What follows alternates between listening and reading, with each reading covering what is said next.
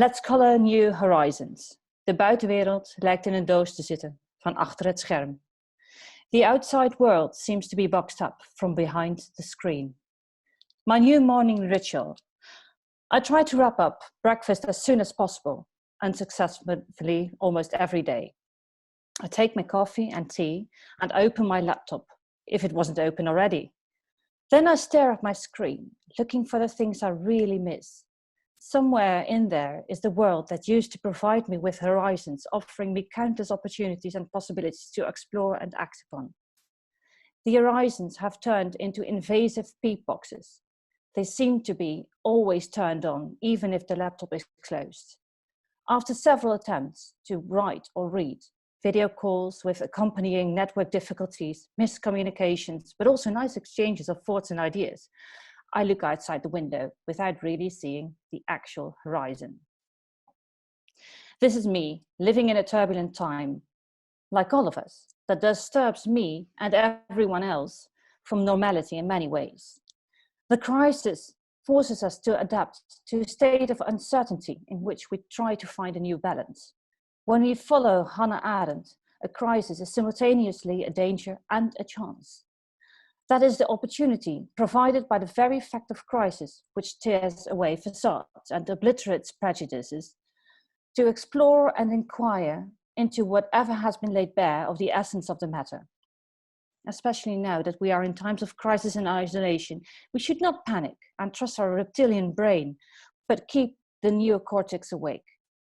But how do we keep our heads cool, our minds clear, and our gaze focused?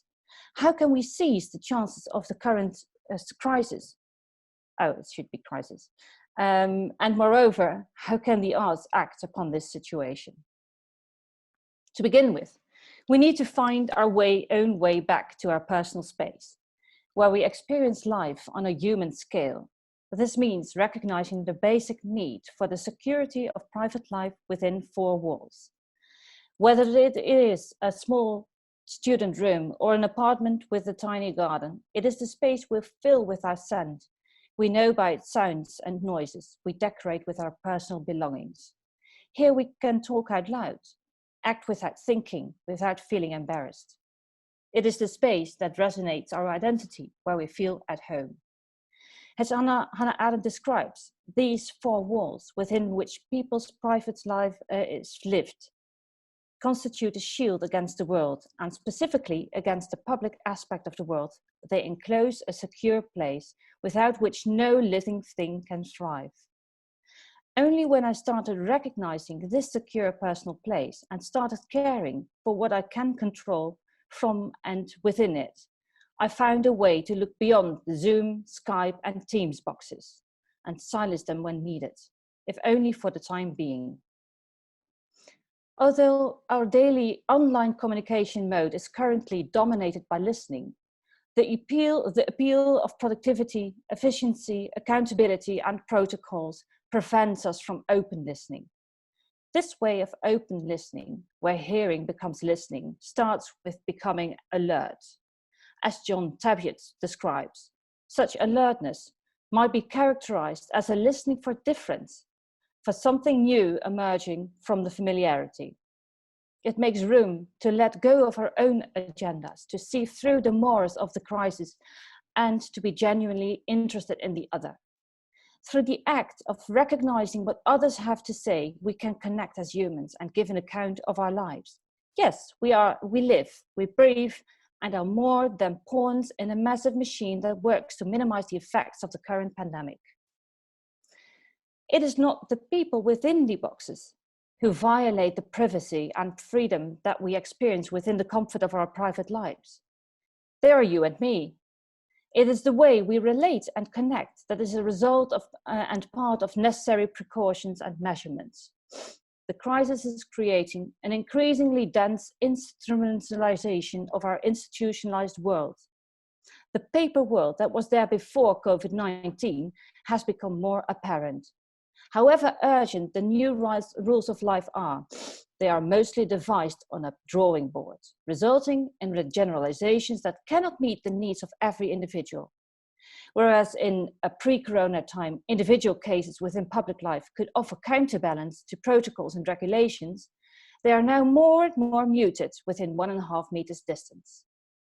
As much as the Dutch government tries to give responsibility to her citizens to respect and follow the new rules, it restrains the care and responsibility of the roles we take in society.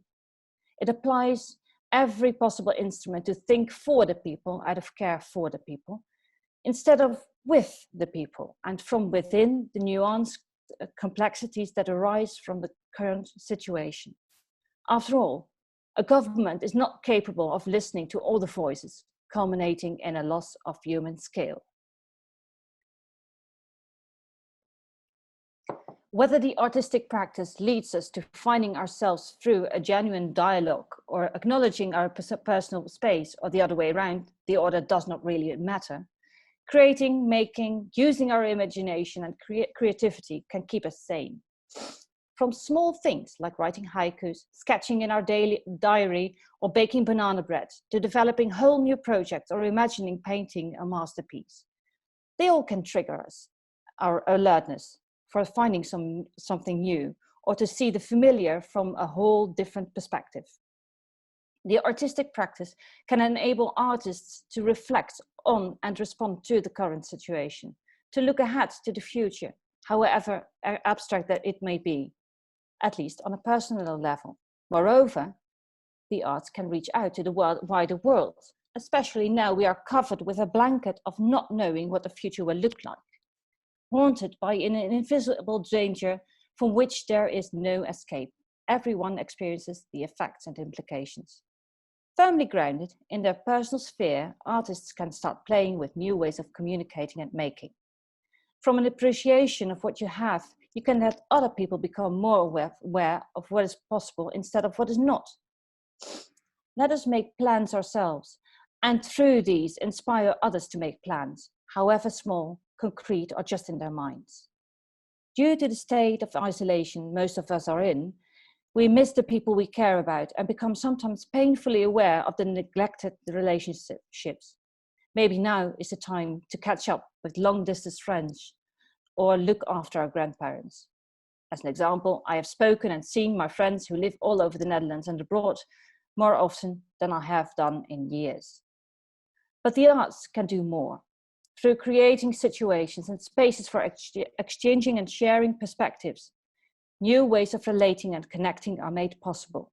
Not to think for yourself and for the other, but to think from within our personal situation in relation to the outside world from a position of care. Make people of all sorts part of experiencing life on a human scale, instead of getting exhausted by the rules and ways of life that have been imposed. This can be done in several ways. For instance, when online communication is approached as a tool or material to work with, like this conference shows. How to perform and play with gathering online. What can we do with all those private spaces you get to peek into, which were not available before? Also, the physical near environment can offer opportunities to make work. How can we play with social distancing in a literal sense? What to think of the streets in your own neighborhood you know so well? Can you engage people living in your streets and work that turns their perspective on living in the same street, but in different worlds? Or what if we would make 1.5 meter crinolines and walk through a shopping district? Apart from the near future and dealing with the immediate effects of COVID-19, the arts can take the lead into imagining how to live in a world where living with the consequences of viruses is the norm. The arts can address issues like how we may need to rearrange our cities, revalue rural areas, use new technologies to decrease global transport and produce locally. Not to solve them, but to make imaginable how we can live in the future and encourage people to care for the environment and contribute to a livable planet. So let's create symbolic, actual and virtual horizons and envision possible futures. I stumbled upon the last words. Okay, that was it. Thank you.